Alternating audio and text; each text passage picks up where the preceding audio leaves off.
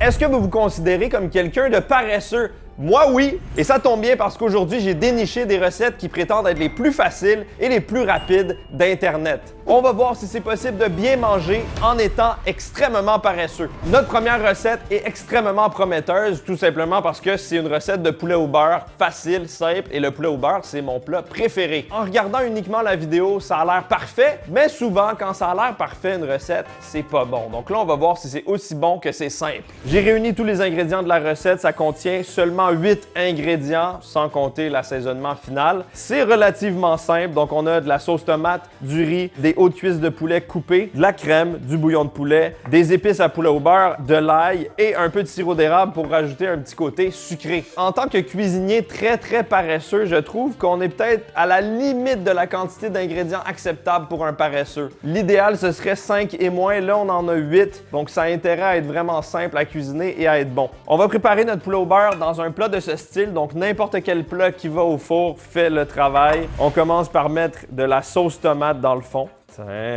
Pour moi, un poulet au beurre parfait, c'est tomaté, c'est crémeux, c'est légèrement sucré et tu sens les épices, mais pas trop. On va voir si ça vient vraiment cocher toutes les cases de mes critères très sélectifs de poulet au beurre. Donc une fois qu'on a mis ça, on ajoute notre crème. Oh yeah!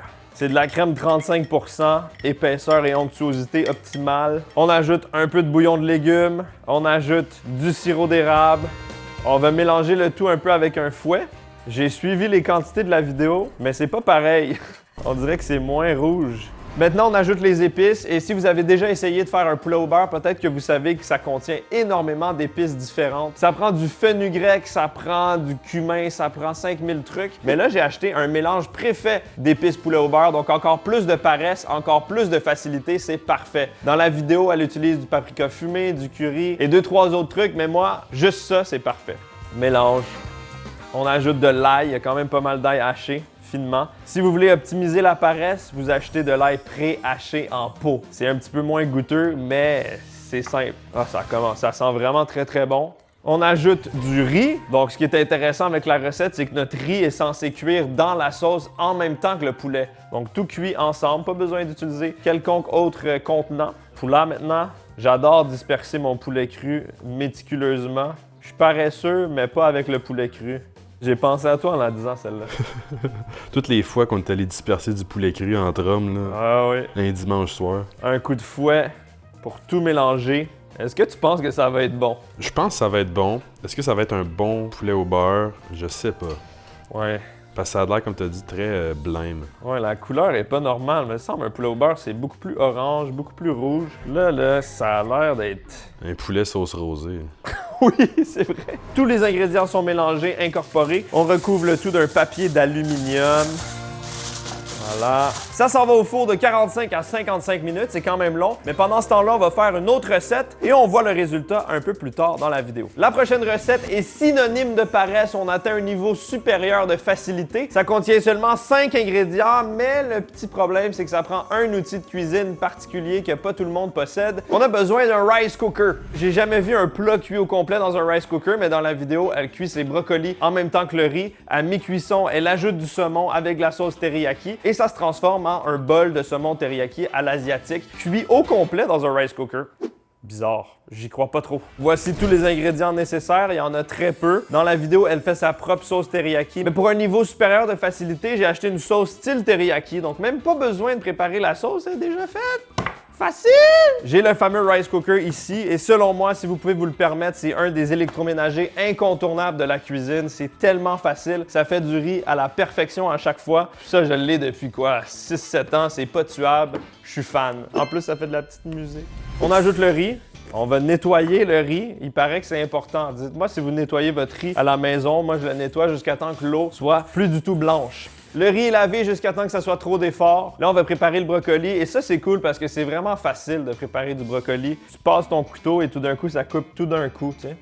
Boum, voilà. Là, t'as tes morceaux de brocoli. T'es bien. C'est un légume qui est conçu pour la paresse. On va déposer ça sur le dessus de notre riz. Et c'est censé cuire ensemble. C'est pas sûr. Je sens que ça va faire un accident. Le brocoli est en place. On ferme ça. Et on fait start.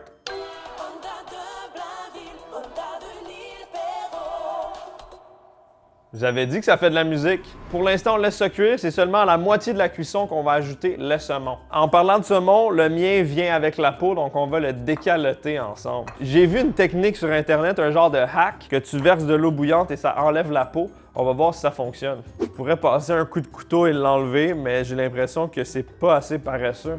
Est-ce que c'est plus paresseux cette technique ou le couteau? Mets l'eau, hein, ouais, ça va être la fin. Ouais, on va le faire.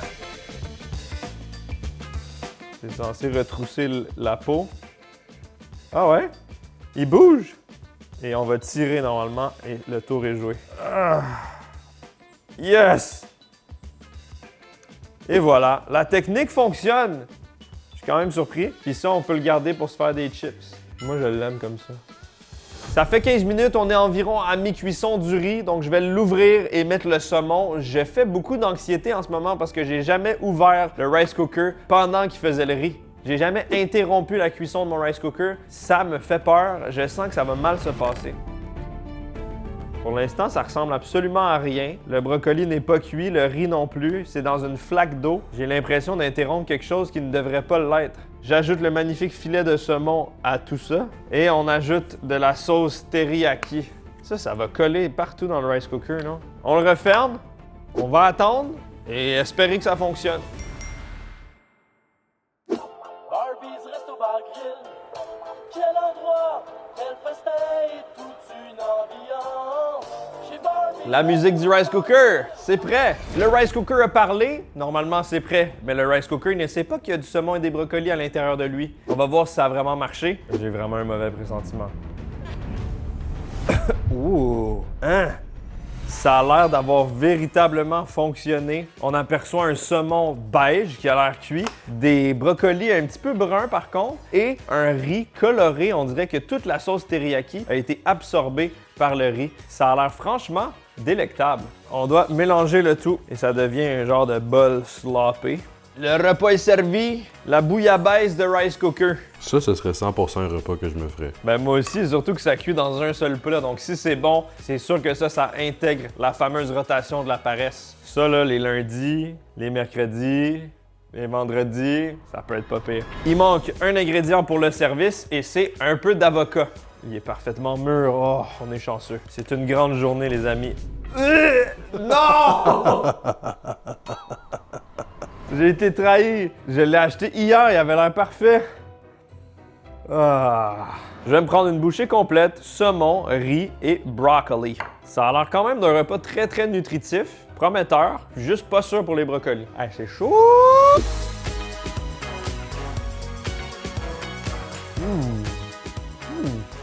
Oh! Le brocoli est définitivement trop cuit, il est mou, il a un goût un petit peu végétatif.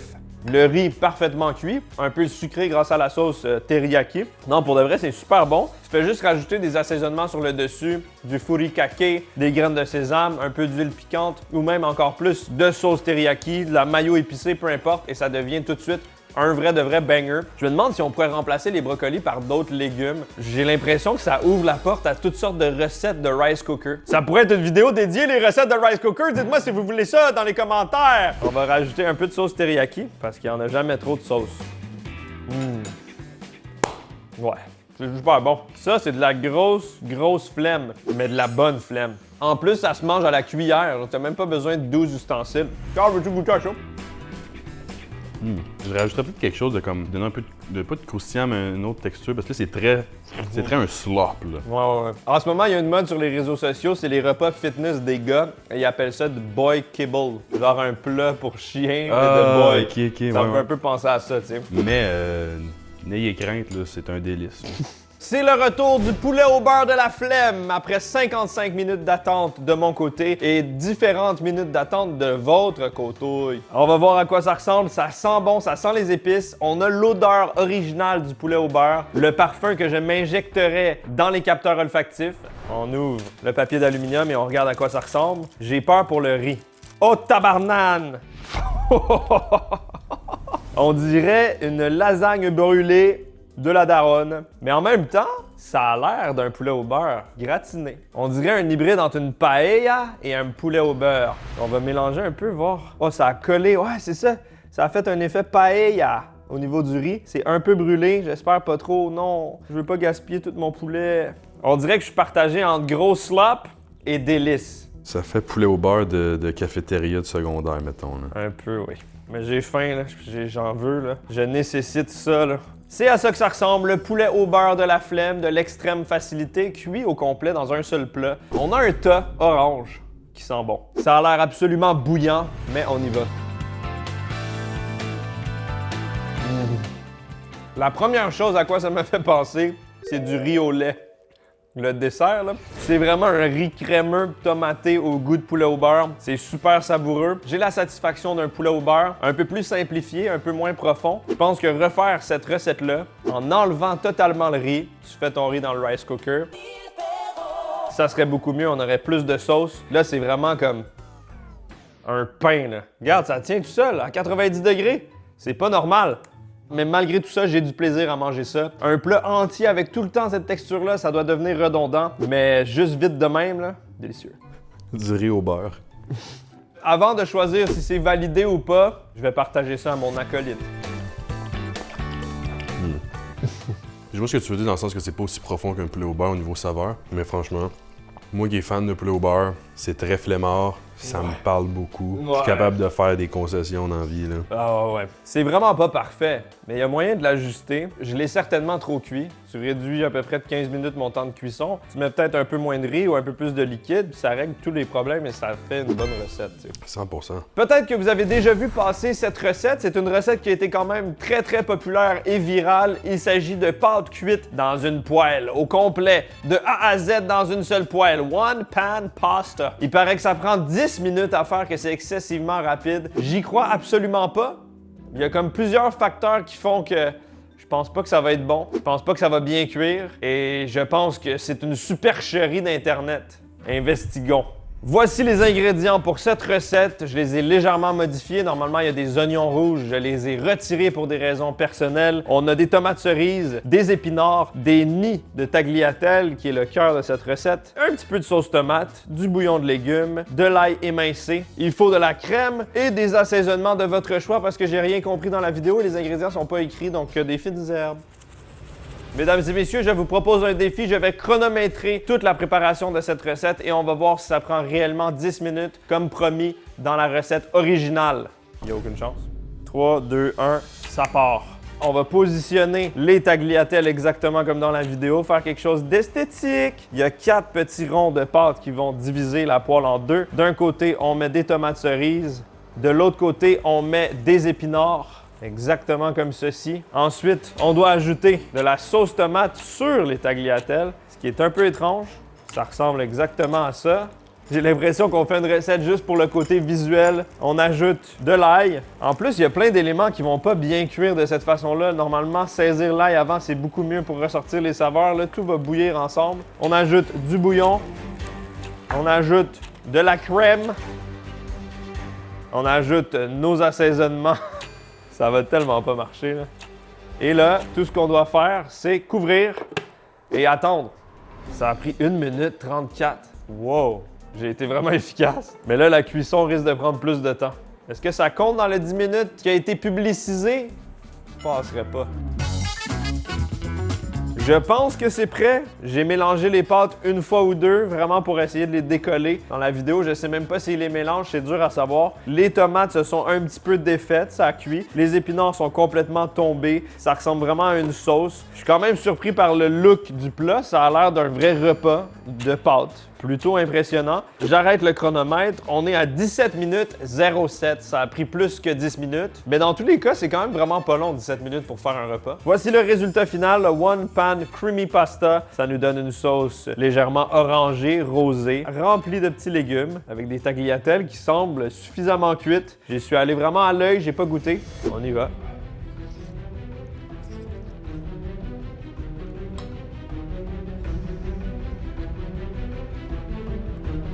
Ouais. Au niveau de la cuisson, je suis quand même surpris parce que tous les éléments sont bien cuits. Il n'y a rien qui est dur, il n'y a rien qui est croustillant. Le seul point négatif, je trouve, c'est les saveurs. C'est très très fade. J'ai mis quelques assaisonnements, j'ai mis de l'ail, mais c'est vraiment un petit peu plate au niveau des saveurs. Il faudrait rajouter vraiment une montagne de parmesan, beaucoup plus de sel, peut-être même un peu de piment pour rendre ça un peu plus punché. Est-ce que c'est de ma faute? Un peu, parce que au final, c'est toi qui mets les assaisonnements que tu veux. Un peu de sel, un peu de poivre, là, puis on va être bien heureux. C'est déjà beaucoup mieux. Est-ce que ça aurait été vraiment plus difficile de séparer la cuisson des pâtes et de la sauce et combiner les deux après? Est-ce que ça aurait été plus simple d'acheter une sauce préfaite puis de la mettre dans des pâtes? Sûrement. Il y a des recettes beaucoup plus paresseuses que ça, mais c'est acceptable. Moi, j'aurais de la misère à faire ça. Ah ouais? Ça me ferait chier un peu, là. Si je suis paresseux, je vais manger genre 2 toasts. Pas de beurre de pinot, juste 2 tranches de pain cuites. Je fais de l'introspection aujourd'hui, je réalise, j'en viens à la déduction que je suis peut-être un peu un clochard. Sur ça, les pâtes sont bonnes. Moi, j'aime bien. Moi, je trouve ça assez goûteux. C'est sûr que les épinards allaient être genre bien trop cuits, puis que les pâtes allaient être genre moitié dures, moitié molles. Là. Ouais. Dans tous les cas, c'est bon, ça vaut la peine de l'essayer, mais c'est pas une recette de la flemme, tu sais. Je dois avouer que je suis totalement d'accord avec toi. On peut trouver beaucoup plus flemmard comme recette que ça. Surtout que tu dois quand même bien la surveiller tout le long, tu sais. Non, c'est ça. Ouais. Mais tu sais, après, si c'était de moi, toutes les recettes flemmards, ça serait genre un hot dog au micro-ondes, fait que ça serait pas long comme vidéo, là. Ça serait pas spécialement amusant. C'est bon, moi je le valide. Vous trouvez pas, vous aussi, que ça manque drastiquement de dessert? On va tester cette recette de pancakes protéinés de la flemme. Tu mélanges tous les ingrédients dans un petit bol qui va au four, tu mets ça au four et après, tu as ta petite pancake protéinée avec des petits fruits. Généralement, selon mon expérience, tous les desserts protéinés sont terriblement mauvais. C'est rarement bon ce qu'on nous vend sur les réseaux sociaux. Mais là, on va essayer ça. Peut-être que je vais changer d'idée. On a besoin d'un total de seulement 7 ingrédients. On a besoin de farine et de poudre à pâte, un petit peu de yogourt, vraiment très peu de yogourt. Un œuf, du lait, j'ai ici des petits légumes de saison. Les légumes en question. On a un mélange de fraises, bleuets, framboises et des camerises, du sirop d'érable. Et évidemment, pour un dessert protéiné, de la poudre protéinée à la vanille, de la whey, la nourriture qui donne au porc. Donnes-tu de la whey au porc? Ouais. Man, je suis encore plus près d'être une grosse truie, finalement. Là. Aux vaches, je sais pas trop. Ah, man, dans tous les cas, je peux maintenant dire que je suis du bétail. On commence avec un œuf dans le plat. On va le battre avec vigueur.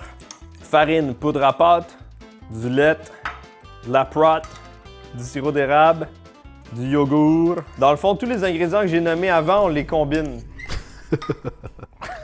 Et on mélange jusqu'à temps que ça soit une pâte homogène de style pancake. Vous allez voir, vos enfants vont crier pour en obtenir. Maman, peux-tu me faire un pancake protéiné dans la vidéo de Gurky? Maman! Ça commence à être bien lisse, c'est homogène, c'est anabolique.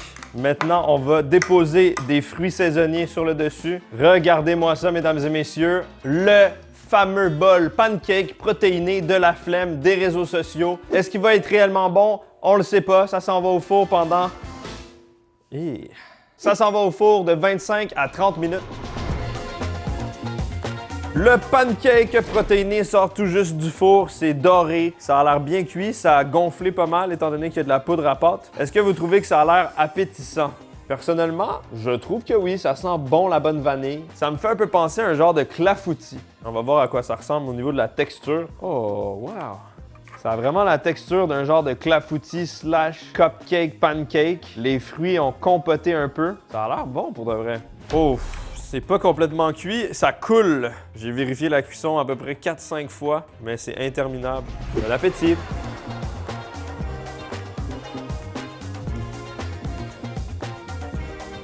Ouais. Évidemment, c'est très peu sucré. Il n'y a pas beaucoup de sucre à l'intérieur. On sent l'édulcorant de la poudre de protéines. La poudre de protéines apporte un arrière-goût protéiné incontournable dans les recettes protéinées. Les fruits, par contre, ça aide vraiment à rajouter une acidité, quelque chose d'un peu plus naturel, parce que sinon, ça a un goût douteux. Ça me laisse l'arrière-goût de faux sucre sur la langue. La texture est quand même agréable, c'est moelleux. Étant donné que ça sort du four, c'est chaud, c'est plaisant. C'est franchement pas horrible pour une recette protéinée. Je m'attendais tellement à quelque chose de dégueulasse que je suis agréablement surpris, mais je sais même pas si c'est objectif. Je pense que j'aurais besoin d'un autre avis et un professionnel de la protéine. Ben, premièrement, j'enlève 2 points parce que ça cuit pas bien. Fait que pour une recette de la flemme, ça demande un peu des efforts de checker. Franchement, c'est pas si pire. Mais pour une scoop de protéines, t'as mis une scoop, right? Ouais. C'est environ quoi, 30 grammes de protéines. T'as quand même un gros repas. Mais pour des gens, mettons, t'es en perte de poids, t'essaies de sécher. I guess ça fait du sens. Parce que t'as beaucoup de volume, t'as de l'approach. Tu dois pas avoir beaucoup de calories tant que ça. Ouais, ça remplit vraiment beaucoup. Oui, c'est un peu du ciment cuit aux fruits, là. Ça fait le travail pour cette clientèle-là, mais pour quelqu'un qui veut un bon dessert de la flemme, non. Non, 100%.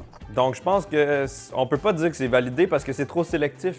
Oui, c'est trop niche. Ouais. C'est trop niché comme truc. Mon objectif avec cette vidéo, c'était de vous aider à trouver des recettes faciles et m'aider également par la même occasion. Le rice cooker, le poulet au beurre, c'est des coups de cœur. Pour les autres, un peu moins. Je pense qu'on peut quand même dire que c'est pas des vraies recettes de la flemme. On peut avoir des recettes encore plus paresseuses que ça. C'est la quête d'une vie, trouver les recettes les plus faciles. Merci beaucoup d'avoir regardé. J'ai la flemme de faire la suite, je sais pas quoi dire, fait que...